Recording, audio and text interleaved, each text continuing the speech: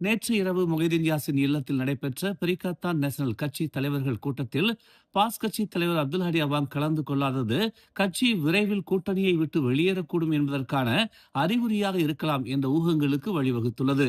ஹடி அவாங்கிற்கு பதிலாக ஒரு பிரதிநிதி கூட கலந்து கொள்ளாதது பாஸ் கட்சி பெரிகாத்தான் நேஷனலை விட்டு வெளியேறுவதற்கான மற்றொரு படியை எடுத்து வருவதற்கான அறிகுறியாக இருக்கலாம் என்று அந்த வட்டாரம் தெரிவித்துள்ளதாக பெரிதா ஹரியான் குறிப்பிட்டுள்ளது. ஹரியை தவிர பிரிகாத்தான் நேஷனல் கூட்டணி கட்சிகளின் அனைத்து தலைவர்களும் கலந்து கொண்டதாக வட்டாரம் தெரிவித்துள்ளது. இருப்பினும் ஹாடி கலந்து கொள்ளாததற்கான காரணம் உடனடியாக தெரியவில்லை.